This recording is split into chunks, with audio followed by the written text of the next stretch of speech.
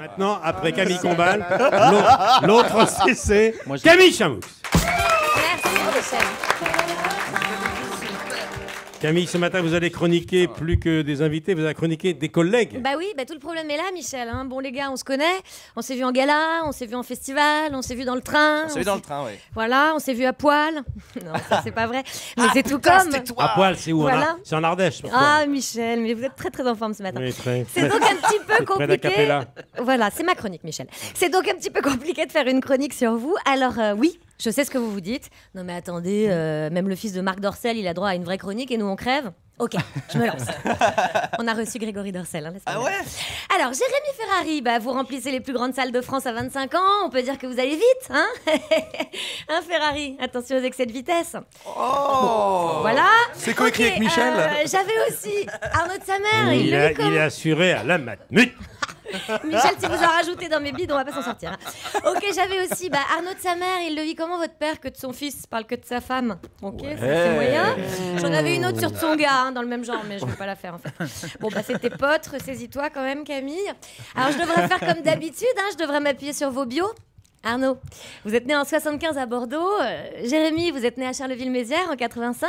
Et vous, Baptiste, en 85 également, mais à Mortain. Ce serait plus une chronique, hein, ce serait la France des régions de Jean-Pierre Pernaut. Sans compter que ça donnerait beaucoup trop d'occasions à Michel pour rebondir sur chacune des bourgades citées, hein, et probablement d'interrompre ma chronique en demandant ce que faisait papa Jérémy à Charleville-Mézières.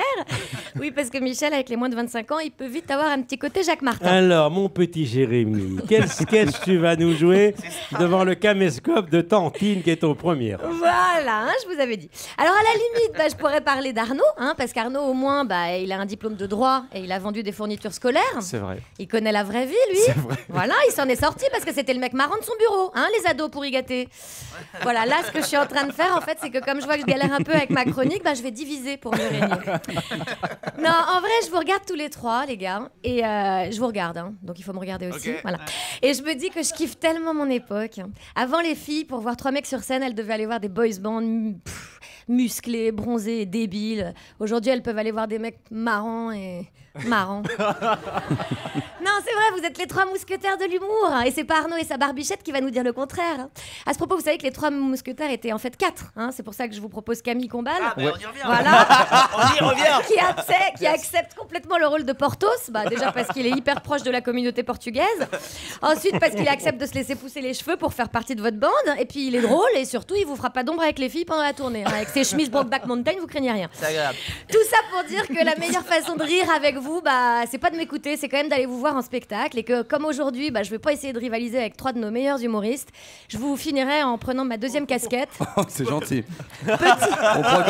On pourrait avoir un massage avant. Je finirai, ce serait quand même beaucoup plus idoine. Je finirai en prenant ma 2e casquette, petit corps alerte. Et je vous ai concocté une petite revue de presse en slam. Papa, que tu vives ailleurs ou ici, il y a bien besoin d'humour pour attaquer ce nouveau lundi. Obélix serait dégoûté, le ciel nous est tombé sur la tête. Sauf si les météorites en Russie, c'est une invasion extraterrestre. Et si tu crois pas en tout atisme et en Dieu, t'es l'un des derniers. Même le roi du Vatican, il a décidé de démissionner. Et pour couronner le tout, les femmes à poil dans Notre-Dame ont prié avec tout leur sein que l'église n'oublie pas les femmes. Mais c'est pas Saint-Jean ou Saint-Pierre, c'est leur téton de petites zouzes vénères. Si t'as un taf à Pôle emploi, ton avenir est assuré. Et même pour toi, ces temps-ci, faut avouer que ça sent le cramé. Si t'es vedette olympique et star de pub à gros budget, t'engueules pas avec ta femme, Pistorius peut t'en parler. Il a rejoint Bertrand Cantat dans les blagues de couple qu'ont mal tourné. Chérie, t'es là, you, mon cœur. Pardon, tu m'as fait peur. Si t'aimes les chevaux, que tu kiffes monter et les lasagnes surgelées, tu vas avoir un petit souci ces temps-ci pour tout concilier. Y'a que si t'es homo et bien en couple que t'es content, tu peux te marier. Taubira et Lévinas sont enfin retournés l'assemblée. Mais si t'es juste un français morose, 3 mecs vont bien te faire rigoler. Jérémy, Baptiste et Arnaud, c'est de la bombe bébé, fais tourner. Bravo. Bravo Camille Chamous. Allez la voir sur scène. C'est encore plus impressionnant. Oui.